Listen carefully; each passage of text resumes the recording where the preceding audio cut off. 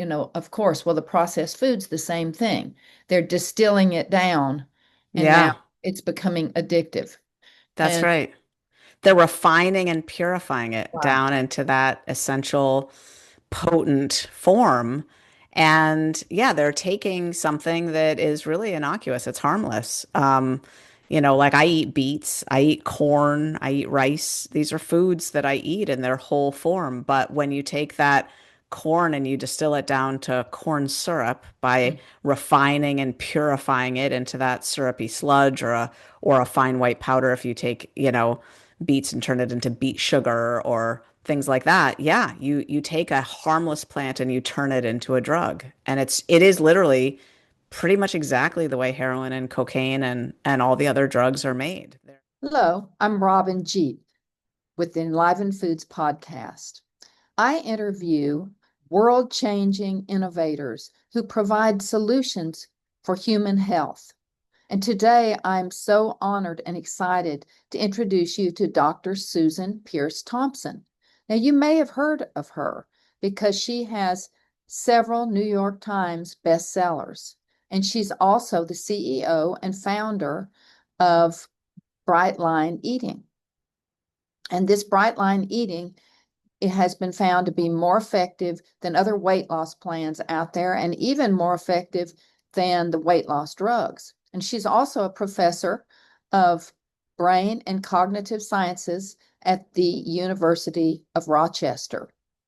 So without further ado, let's get on with the interview with Dr. Susan Peirce Thompson. Which is, isn't it, hasn't it been reported as one of the most successful weight loss program out there? Yeah, we've published data in, excuse me, we've published data in the journal Frontiers in Psychiatry recently, 6-year follow-up data that show that our program is more successful than GLP-1 medications many years out and far more successful than Noom, Weight Watchers, going plant-based, any other weight loss intervention that's been published. So yeah, those data are in the scientific record and they can be looked up. So I think it's fair to make a case that Bright Line Eating is the most successful documented weight loss program on planet Earth right now. Well, it's one of the things about it that I after I mean I've followed you for a long time, but I've just reread a lot of things. Is the simplicity the simplicity of your program of what you've with your background, your neuroscience background, how you figured out what the problem is. And it's so simple and so elegant. That's what's amazing about this. So let's go into that so people can learn about what's so simple and so elegant. I want to first address the problem. And we do have, as you know, we have a very serious problem in the United States with ultra processed foods. And I was Dr. Furman's dietary assistant in the Mm. past. His focus was on nutrient dense eating, but he did write a book called Fast Food Genocide, which he addressed the ultra processed food situation. But that for me is the big elephant in the room that seems to be getting some exposure. So let's talk about the problem, briefly cover the problem, and then we'll go from there. Yeah, I mean, I think basically the share of Americans' diets that's taken up by highly processed foods has been increasing and increasing and increasing and increasing over the past few decades to the point where it's now averaging about two-thirds of the calories that people are consuming, depending on age, more for children, which doesn't bode well for future generations. And basically these items aren't really food in the sense that grandma would think of as food. They're industrial concoctions born in a factory and poured into a plastic bag, and the brain and the body don't relate to them as food. I mean, they do in some way in that they are calories that provide basic fuel.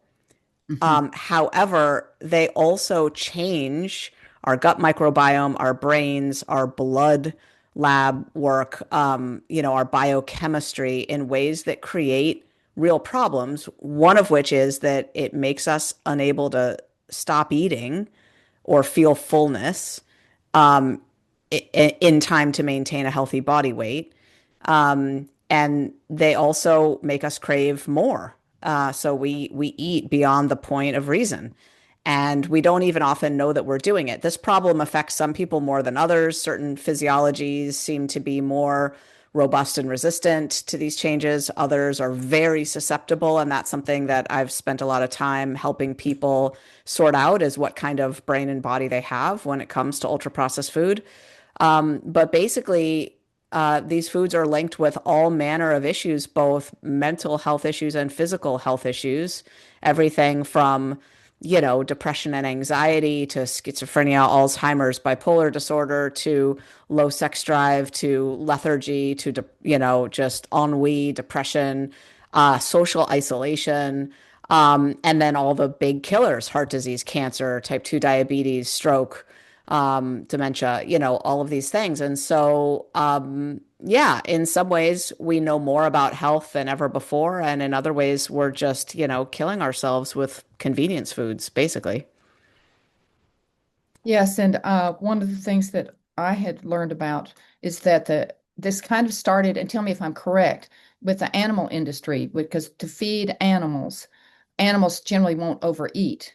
So they had to figure out a way to get the animals to overeat, the cattle and so forth. So they put sugar and different things into the feed to get the cattle to start overeating so that they could bring them up to weight faster, because of course they're going to make more money the faster they can bring them up to weight. And that the food industry, also being kind of from the tobacco industry, some of the players, they saw this and had their food scientists start to develop these ultra processed foods along the lines of the animal agriculture, which we're going to get into what that would be, and to get the Americans addicted to the food, so that they're in their competition. If one food is more addictive than the other, they can get that customer.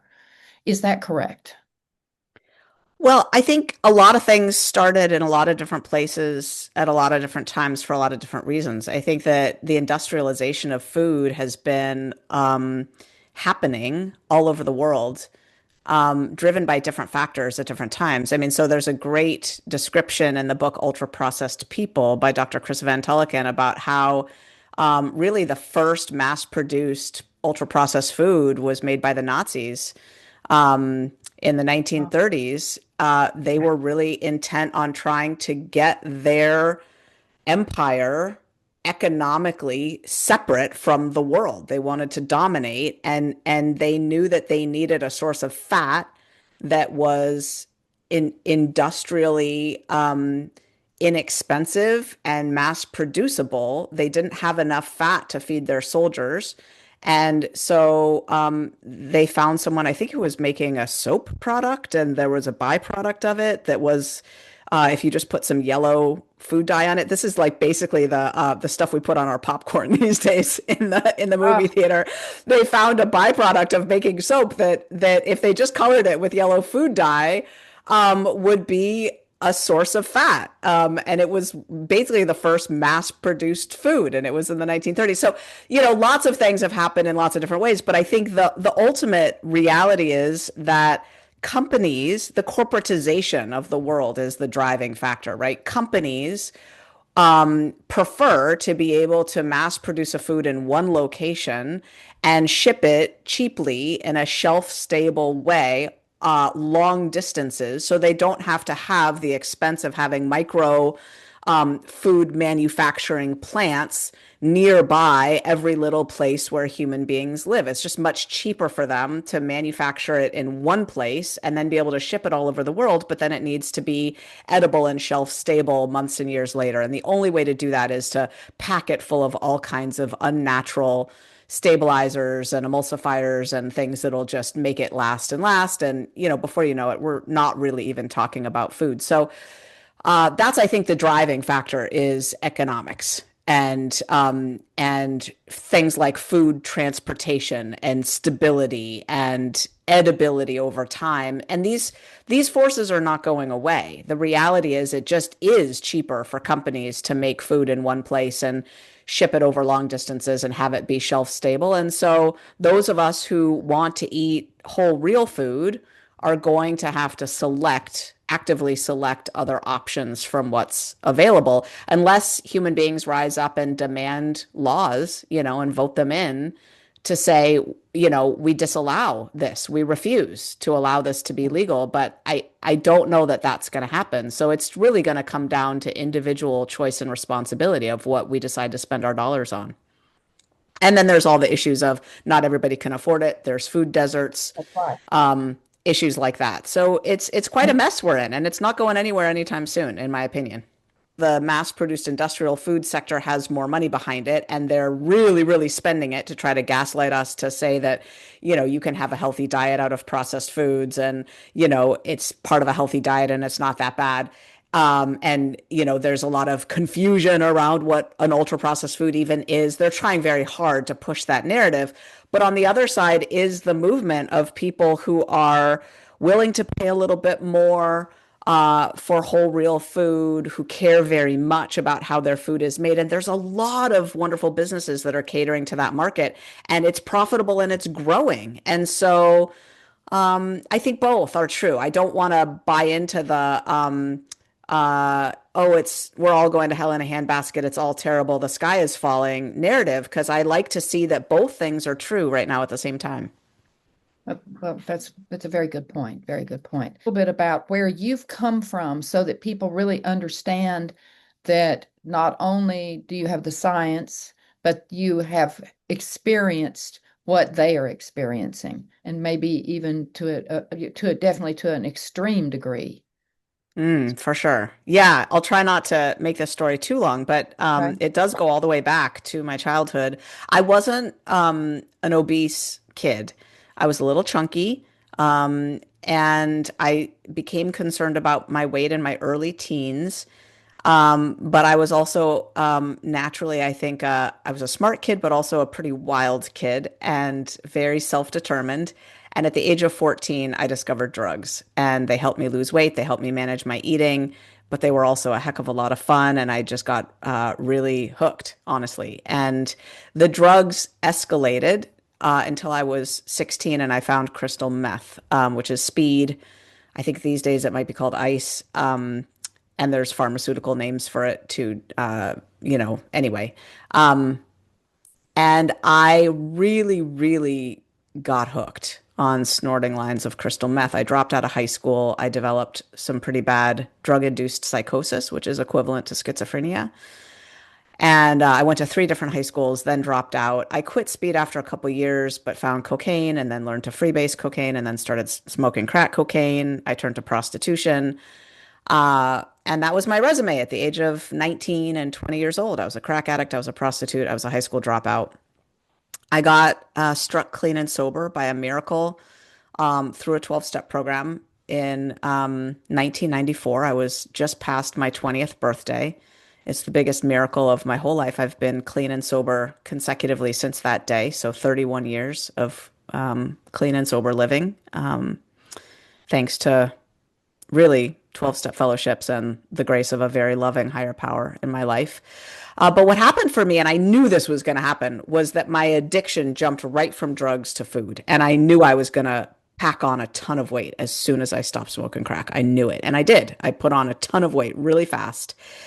And because my eating addiction was juxtaposed to my drug addiction in such close proximity, I really did just swap one for the other. I was able to notice within just a few short months, as I was leaving a 12-step meeting late at night and then swinging by three different convenience stores and grocery stores and fast food outlets to get the food that I planned to eat all night long. I really was able to tell, this is not actually eating. I am using. This feels just like being in the crack house. I was up using food all night long.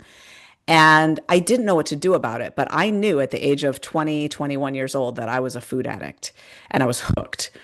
I did try to go to a 12-step food program and then others. And what I found was that there was a lot of lack of clarity about how to abstain because the concept of abstinence is not so straightforward when it comes to food. It's really straightforward when it comes to drugs, alcohol, cigarettes, caffeine. There's substances that you can just stop using. Food isn't one of them. Um, you have to eat to live, but you don't have to eat donuts to live.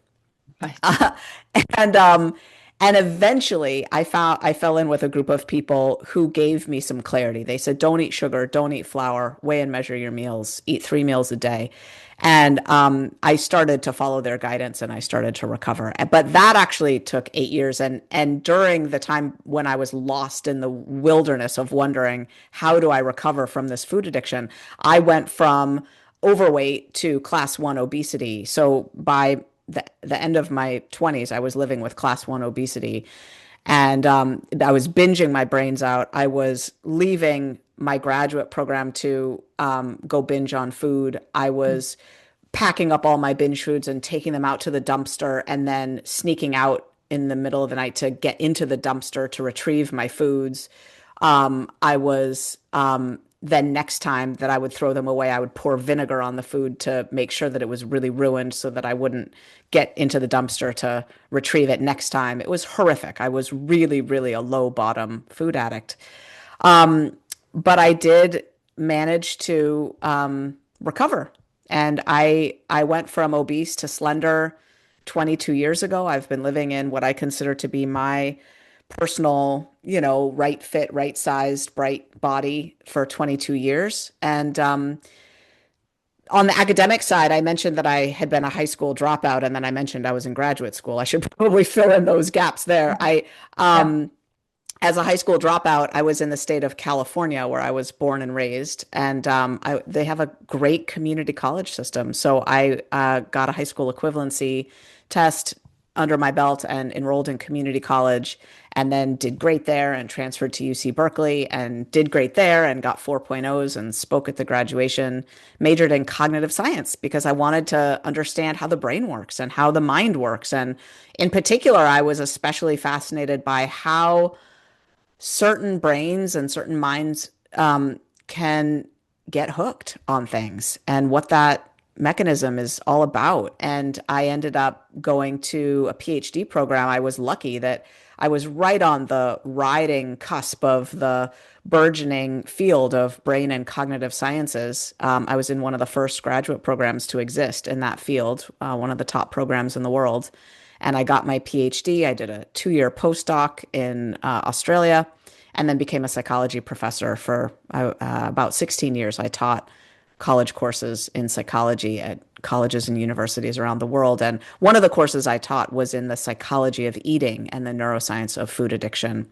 And I developed that expertise kind of before it was even a thing, I just learned what there was to know about it, taught it to my students, got on the cutting edge of publishing research myself in that field. And that's how I end up here today.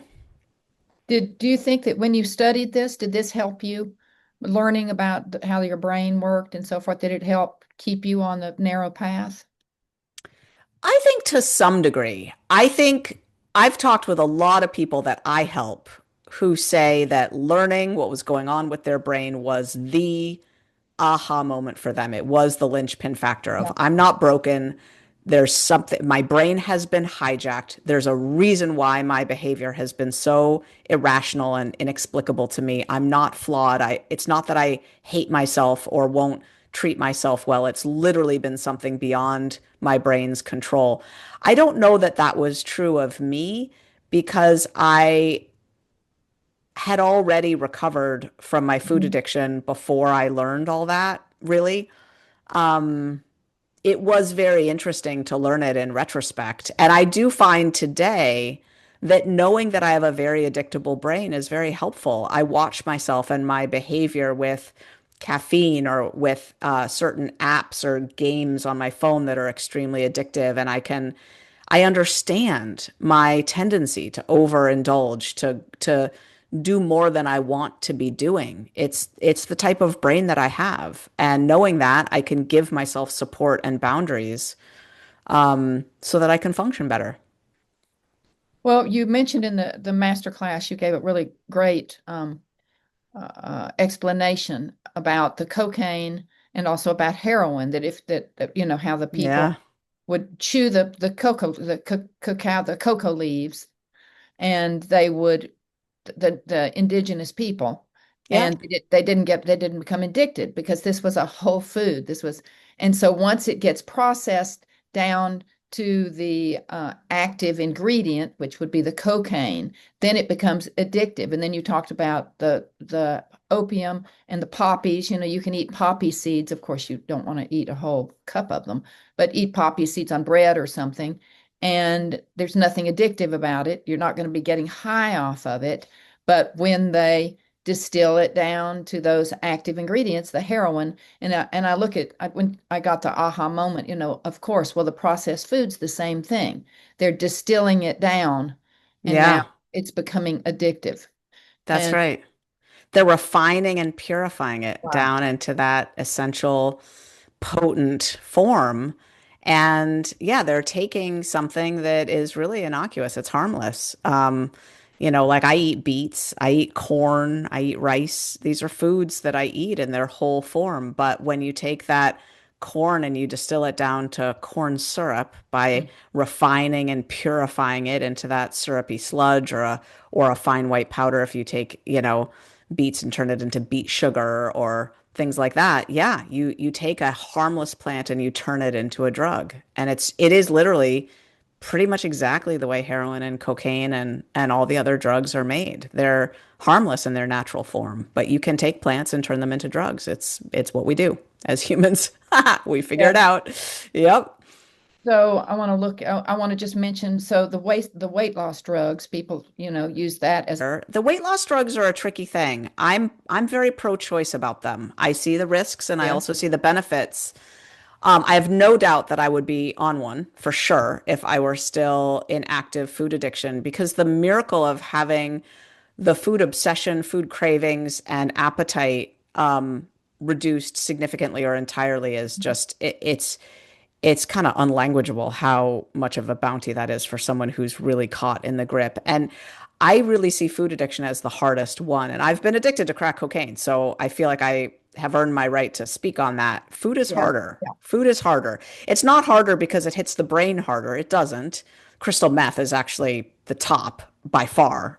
Even maybe three, four, five times higher than cocaine. Crystal meth is astronomical in terms of how it blows out the dopamine receptors in the brain. So food is on the milder side, kind of like cigarettes. Right. But the reason it's so hard is because it's everywhere. It's pushed on you. It's advertised. You can't get away from it. And because the slippery slope is so slippery, and to have your appetite handled and your cravings gone and the food chatter gone is there's just no way to emphasize how fabulous that is for someone who suffers from this condition. Now, it is true that in rare cases, things like pancreatitis, bowel obstruction, um, they can happen. On the other hand, living with obesity produces, um, a cytokine storm that produces consistent and terrible side effects as well. So if you're living in a state where you can't get your I eating under agree. control, you're also putting yourself in a state where you're facing potential health consequences. So the main thing I want people to understand about GLP-1 medications is that they are not a silver bullet.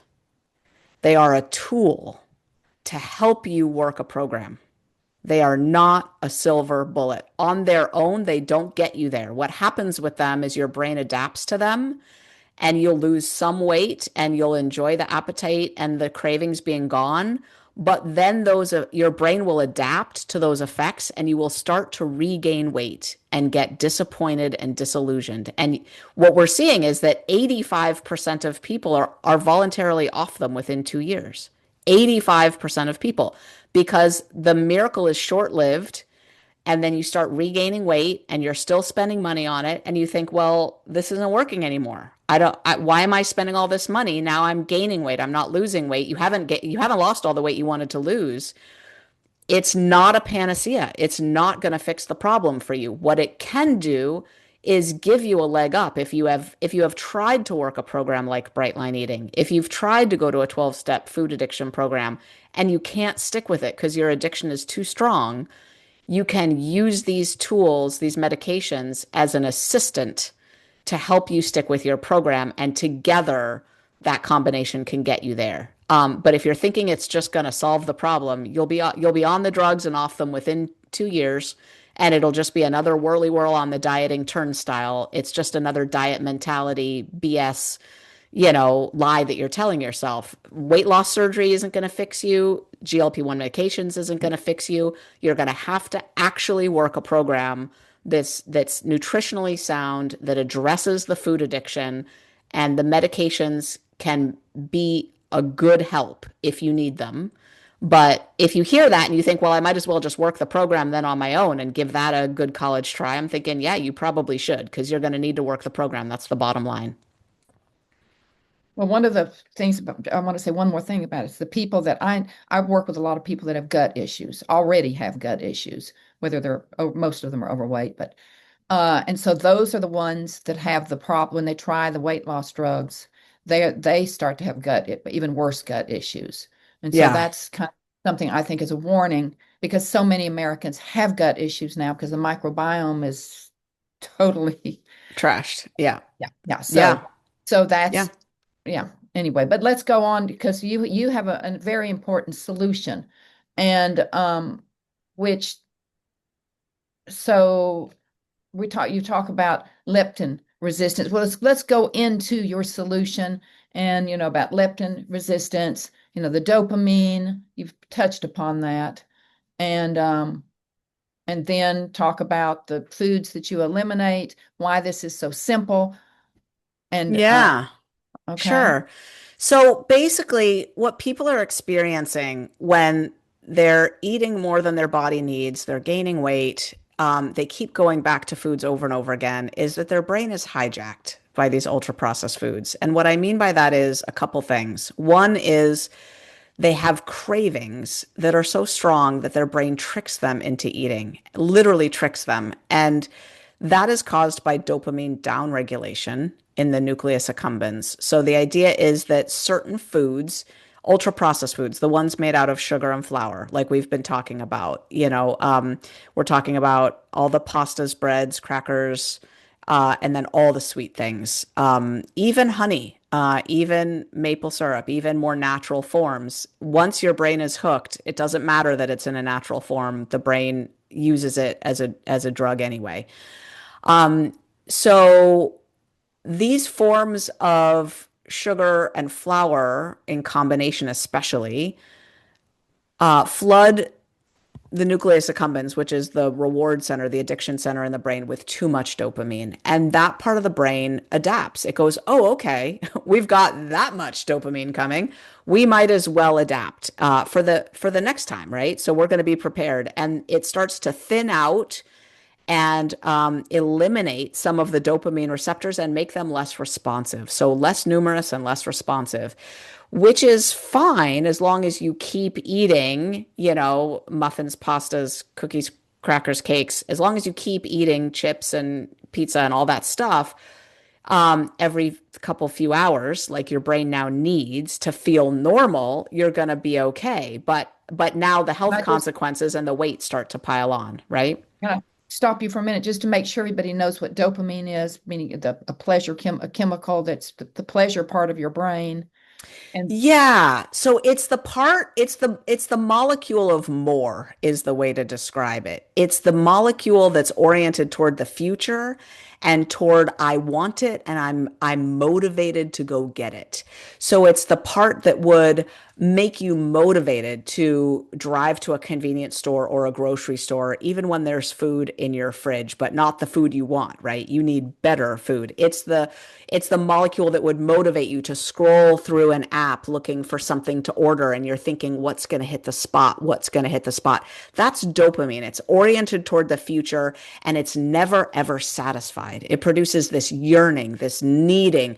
We think of it as pleasure, and that's how it's sort of labeled in Uh-huh. popular science, but it's actually not that pleasurable. It's actually an itch that never gets scratched. It's a nonstop yearning, wanting, needing, pining, that makes you But it's for survival, isn't it? I mean, it was yes, wired into us for survival. So we would do yes, what we need to do to to get survive. sex and food, basically. Right. Basically, To yes. get sex and food. Procreation, yes. Yes. And now we've got pornography and donuts that are basically, Right. ruining those dopamine receptors because the natural forms, like vanilla sex at home with your spouse and blueberries are just not, they're not the thing. Once you've been exposed to pornography and donuts, you're like, oh no, that's not good enough anymore. And Yeah. and again, the pornography is distilled down to just the bang. Exactly, right? Right. Way more graphic than you could Right. ever get, Right. Right. Right. Right. a hundred Right. thousand years ago when you're sneaking to watch the neighboring tribe bathing in a river. Right. Like, yeah, like pornography is just beyond, right? But it's a perfect analogy. Like, and I talk about cable TV food shows as food porn. That's what it Yes. is. Or Yes. you've Yes. got these cookbooks and these magazines. It's food porn. You're just looking through food. If you're walking up and down the aisles of packaged foods, it's food porn. You're just looking for what's going to deliver that concentrated hit. You're not thinking, nutrition or how's my body going to feel after I eat this food. It's like it's beside the point, right? So anyway, so that's part of it. Your brain is hijacked because those dopamine receptors have thinned out. Now you don't feel okay at baseline, at rest, at in normal moments, you actually have too little dopamine. And so your brain is in a nonstop state of like driving you to get something to fill the tank back up to normal. And that's something people don't understand about addiction is the addict isn't using to get high. That was a long time ago. The addict is using to not feel so Normal. terrible anymore, just to get back to Right. baseline, just to Right. feel normal. And that's the state that a lot of people are in with their food is needing to top up on, they go from a latte to, starting their morning with coffee with sugar and cream, and then another cup, and then, something for breakfast, but it's got to be something sugar and flour based, and then a few hours later, they need a little bit more, and then it's all day long, and they're just trying to top up to feel okay. So the other thing that's happening is that our blood is ruined with leptin resistance. So what's happening is unhealthy eating has shifted our biochemistry. Inflammation has gone up.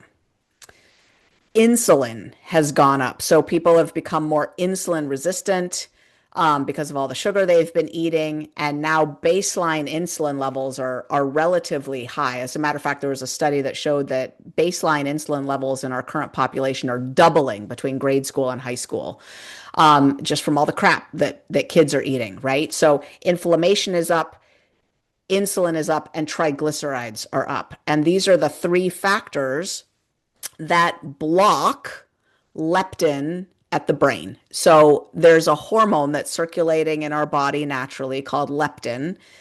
It actually is the molecule that keeps animals at a healthy, trim weight. So if you look out there in the wild, like you can't see, but I'm actually in my office right now looking outside at my backyard, there's frequently deer, squirrels, chipmunks, hawks, crows, robins. Do you know how many of them are fat?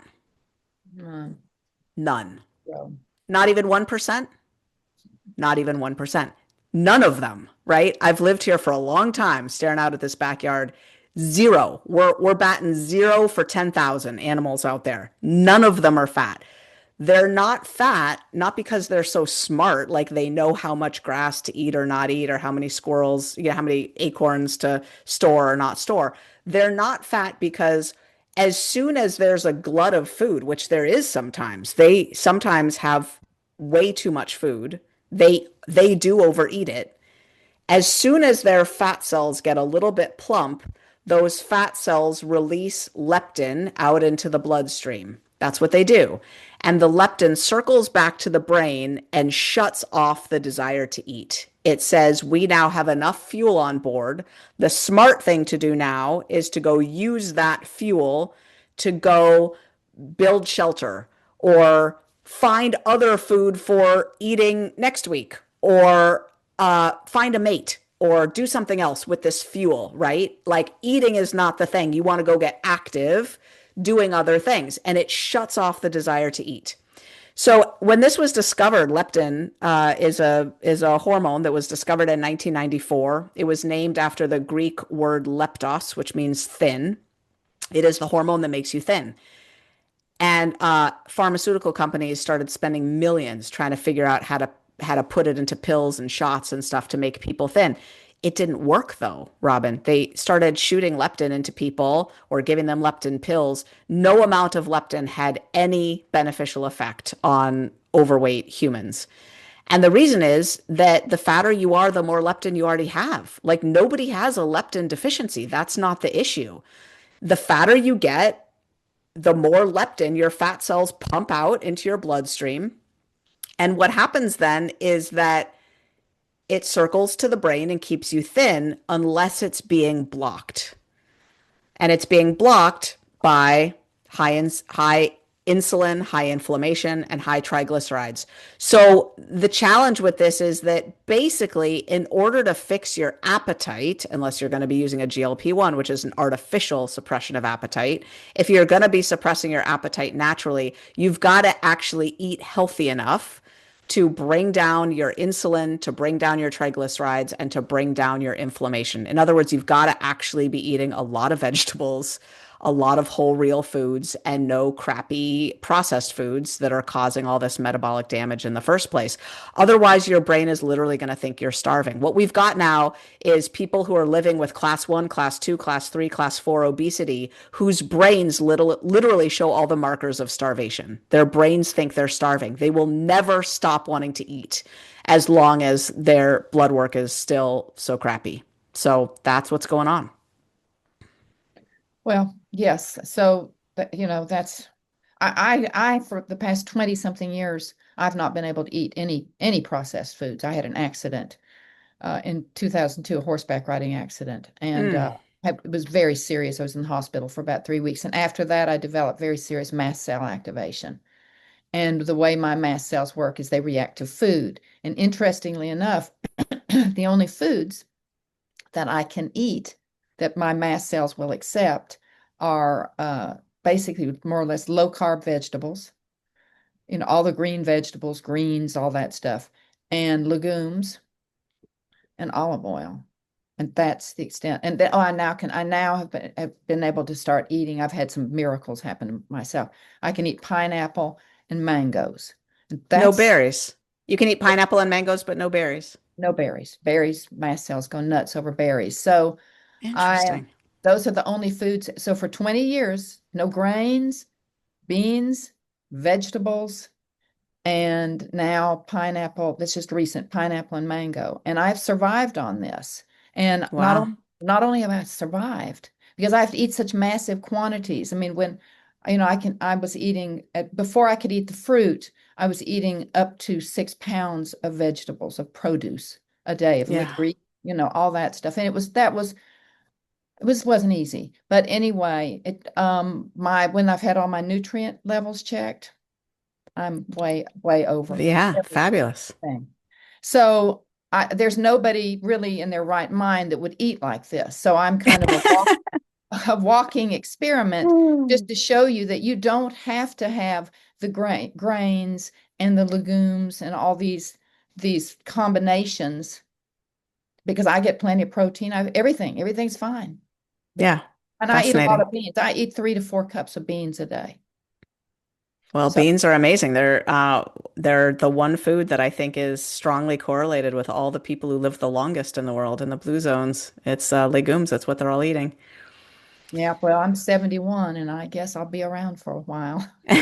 You will, and you look radiant. You look amazing. Thank you. So let's Mm. go into what you've discovered, what works, what's Yeah. really working for people. And just, your program, we're going to go into what the foods you eliminate, the simple foods you eliminate, but they cover so much of what everybody eats. Yeah, I know. So let's go there first. We eliminate sugar and flour in bright line eating. And that's with a bright line. A bright line is a clear, unambiguous boundary that you just never cross. So imagine, you're a 3 pack a day smoker and you've been diagnosed with lung cancer.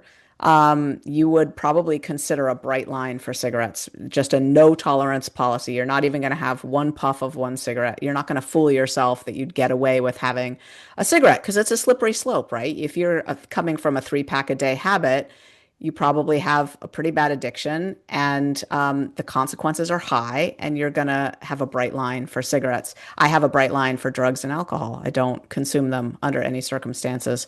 So a bright line for sugar and flour cuts out about, 80% of the foods in the grocery store.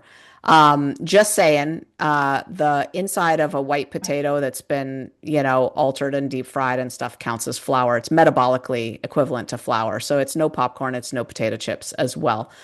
Um, and that pretty much covers the processed food aisles. Like it's done, right? You're not eating any of that stuff. No, the bright line for sugar includes no artificial or non-nutritive sweeteners as well. So all that junk food is gone. You're just not eating that junk food. And And they so have so then they can't have, because I guess it's going to it tricks your body. They can't have stevia or monk fruit or anything like that's that right. because Yeah. The yeah. reason is that the sweet taste buds on the tongue actually have direct connections to the addictive centers of the brain. So, um, uh, while it's true that stevia doesn't have some of the immediate glucose effects, it actually does have some gut microbiome effects, and it does keep the dopamine releasing in the nucleus Okay. accumbens that's going to keep you addicted. So, and I have personal experience with that. I tried a stevia experiment back in the day, and I was binging on cupcakes within an hour. Like it was a direct trigger. It's amazing how much it triggered me to just have some stevia. So anyway, so those are the foods that we eliminate, sugar and flour. Those are the first two bright lines, and those pretty much handle the substance addiction. I should say alcohol is sugar, so that's out Right. the window as well. Yeah. And what that bright line does is it handles the triggering of the molecular addiction. And Mhm. so the substance addiction, like how an alcoholic is addicted to alcohol, it eliminates that. But there still is a process addiction to eating. And what I find is that in the plant-based community, often people will just overeat. They're told like Oh it yeah. doesn't matter what you know, Yes. what you, as long as you're eating the right things, it doesn't matter when or how much you eat, your body will regulate it.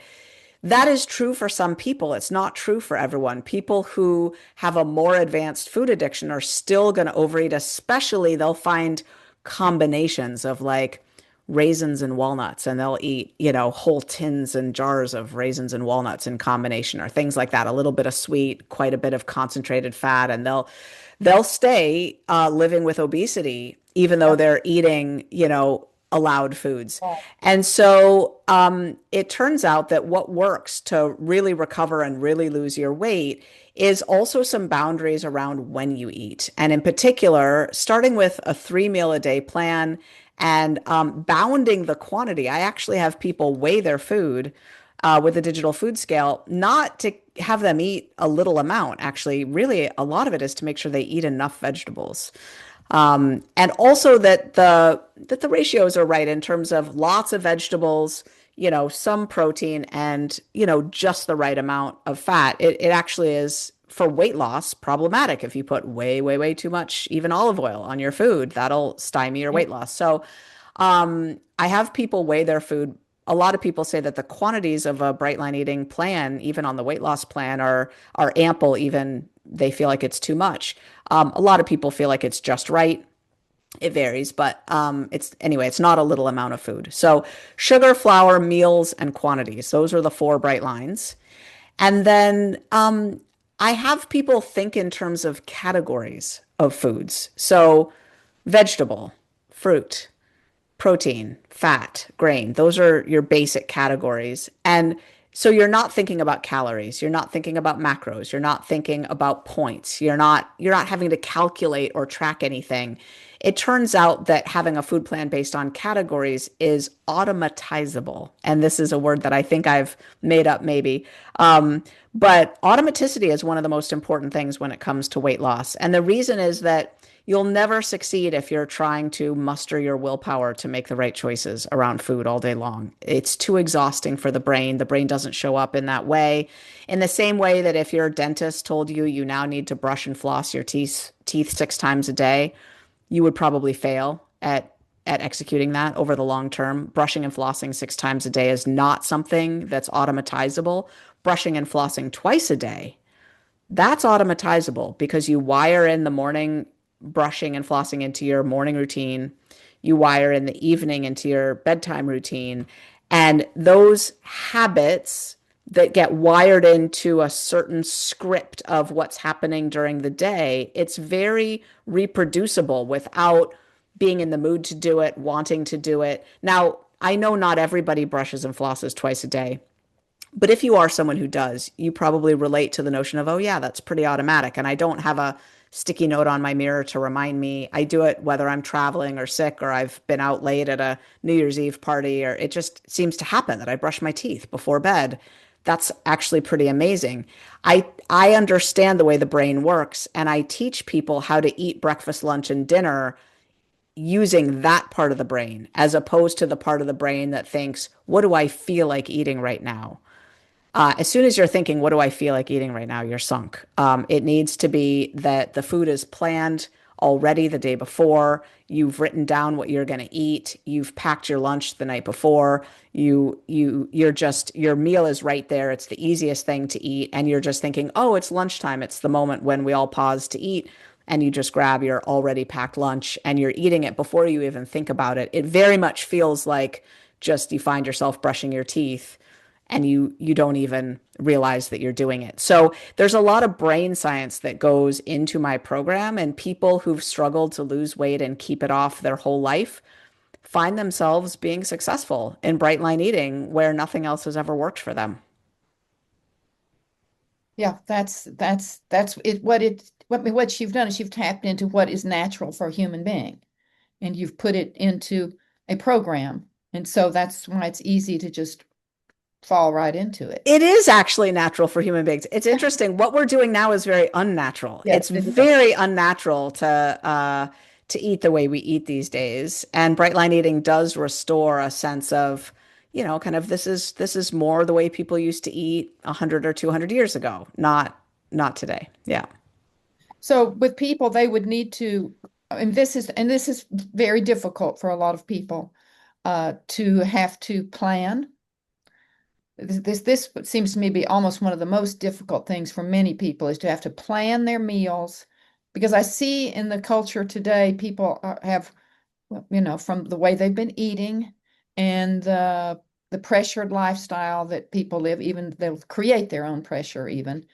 Everybody's so busy that they're just habitually going this direction, and to try to pull the reins back and say, okay, now you've got to stop, slow down, and you've got to plan your meals, and you've got to go to the grocery store. Yeah. Yep. And, Yep. and on a regular basis, you Yep. can't just run out of, oh, I don't have anything to eat in here. Yeah. And It takes some rewiring of new habits, right? I mean, it at the beginning it's awkward, kind of like it was super awkward to learn how to drive a car, and it yeah, just felt hard and it took some training. And that's why there's the Bright Line Eating Boot Camp that gives people a couple months to learn the system. And then we have a Bright Lifers program that is an ongoing community. We've got thousands of people from 100 countries around the world who band together online and support each other in living this lifestyle. And we're basically the most successful weight loss maintainers on planet Earth. There's a lot of my book that's coming out in April is called Maintain, the three simple shifts that turn temporary weight loss into lasting freedom. And it's about the deeper work that needs to be done as well to actually be someone who will even Mhm. allow yourself to release all that weight and keep it Exactly. off. People aren't doing the deeper work. That's why 85% of people are off GLP-1 medications within 2 years because they're not even orienting toward being someone who is looking for a long-term solution and really solving this problem. They want a quick fix. And it's not their fault. That's the way society orients toward weight loss. It's the way society orients toward love too, right? With the fantasy that you're going to That's search the world and meet some magical person. And the minute beautiful. you kiss, the credits roll and now you're happily ever after, as if the wedding is the happily ever after. That's the beginning of the work. It's not the end of the journey. It's the beginning of the work. And it's the same way losing the weight is the beginning of the real journey of maintenance, of being someone who lives now a different way. And that's what we teach people how to do in Bright Line Eating. We really have cracked the code. It's not for Yeah. everybody. If you want it to be just put this band around your waist and jiggle, jiggle, jiggle yourself into a skinny figure, go watch an 80s infomercial and God bless you. Like, that's not what we do at Bright Line Eating. We really teach people how to solve the problem. And if you actually want to get all your weight off and keep it off forever, commit yourself to following our plan. Just follow the friggin' plan that's laid out, and we will solve that problem for you. And we will teach you how to honestly get more joy and fulfillment out of life than you ever anticipated. But it's a real full-on transformation. Like, be ready to have your world rocked, and we will teach you how to do it. And I mean, immediately you start, I mean, very quick, not immediately, but quickly you start feeling so much better because the inflammation goes down. A lot of the brain fog leaves, and a lot of GI issues kind of start to clear up. And Yep. so, We and published amazing data on this, just on the psychosocial benefits. Energy goes through the roof. Not at gosh, first, there's a little dip for some people at first, but after 8 weeks, energy is through the roof. Feelings of being loved, supported, and connected in the world go through the roof. Depression plummets. Days of poor mental health plummet. Overall wonderful. feelings of happiness and well being sky high. We see people getting off their this is not a promise, it's just a prediction based on what we see. We see people getting off their diabetes medication, their heart disease medication, their oftentimes their psychiatric medications, not, stay on your bipolar meds Yeah, and all right, that right. stuff, but, work with your doctor. But we see people getting off a Yes, lot of different pills that they're on, like really drastically reducing the number of medications they need to take okay. and feeling a lot better across the board. I mean, food really is medicine. And when you stop eating Yeah. sugar and flour and you start eating whole real foods and vegetables in good quantities, you will feel way, way better for sure in just about every way, frankly.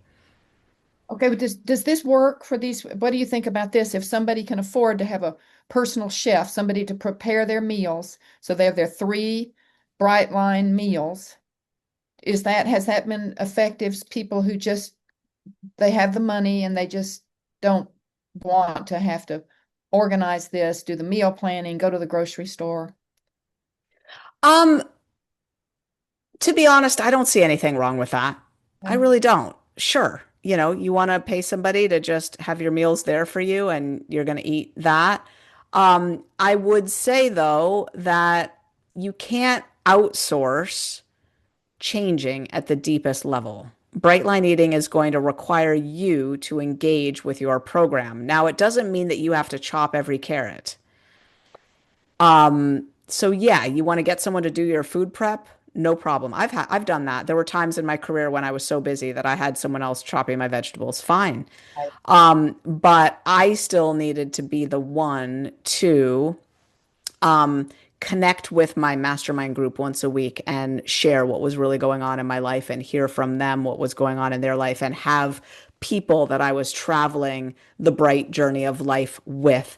I still needed to be the one to meditate in the morning and start my day in a grounded, centered place. I still needed to be the one to write a gratitude list at night and do a little bit of journaling. So there are aspects of a morning habit stack and an evening habit stack. We have data that show that the people who are bright are using on average 9 bright line eating tools regularly. And the people who are in our program but floundering and still eating sugar and flour and what we call in the ditch with the food Right. are using on average 3 bright line eating tools regularly. There's a big difference between 3 and 9. And so you can have someone else chopping your vegetables, but you can't have someone else changing your mindset, your emotional state. Like, you will still be someone who will eat. Even if someone's packed you a healthy lunch, you will swing through a drive-through if you're not a person who's resourced enough to handle the emotions of what just handled in your big high-powered career that's making you so much money, right? So it won't actually work to outsource at all. Okay, so let's before we wrap this up, I want to go into some of your program. So you did mention that you have these tools that deal with the emotions, but then you have something that you're working on, or you have it already where you go deeper, where you Oh help yeah. people, where it could come up, to deal with the source of where it all got started. Absolutely. Okay, So the beginning of the path is that people should watch the masterclass, and right. they can just go to brightlineeating.com. It's free. If anyone's enjoyed this education, it goes even deeper and it'll just teach you more about your brain. You'll get a quiz to take to figure out how addicted your brain is. And then if you want to start the Those journey, you things do are the boot free. camp. Yeah, Those two things, the quiz, with the addiction susceptibility quiz and the master class are free. that's And right. that's where people can find out their susceptibility and they can learn about what this is all about in the master class. That's right. Okay. So That's right. then you have the boot camp. That's right. And then you have the mastermind group. Bright Lifers. Bright Lifers is an annual membership that's after the boot camp, and there's everything that you need is in that Bright Lifers membership, including the series of maintenance courses that teaches you how to live in maintenance. Okay, so they get the maintenance courses, and I'm sure all this is being updated by you and Hmm. okay. So that's so that they can just keep on with this. That's right. And then in the bright, so that there's a community in there, so where they can communicate. That's right. Lots of different forms of community for introverts, for extroverts. Wow. Um, you know, You've really put something together. Amazing. This is really amazing what you've done, Susan. Just thank you. amazing. Beautiful. Okay, so so they're going to go to your website to get Hmm. started, Yep. which is brightlineeating.com. BRIGHTLINEEATING.com. Brightlineeating.com.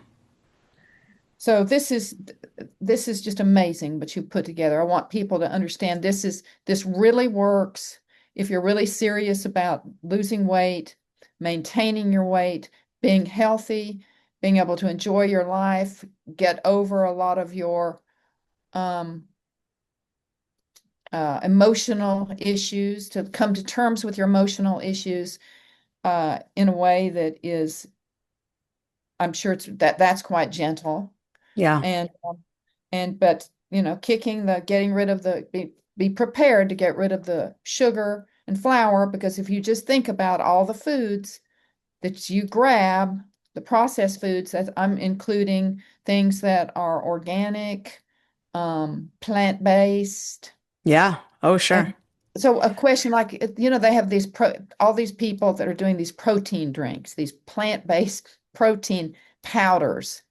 And Mm. they'll have stevia in there, and they'll have or monk fruit and so forth. What do you think about those powders?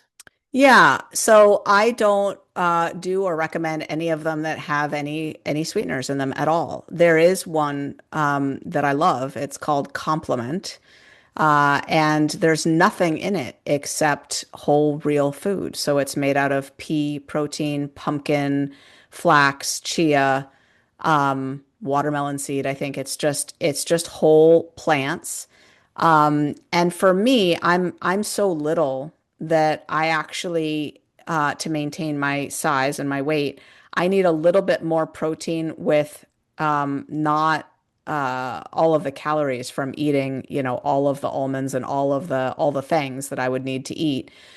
So a little bit of that protein powder works for me, but there's nothing else added to it. There's no sweeteners at all. And so I'll do a weighed and measured amount. I'll do 1 ounce of that protein powder mixed with water.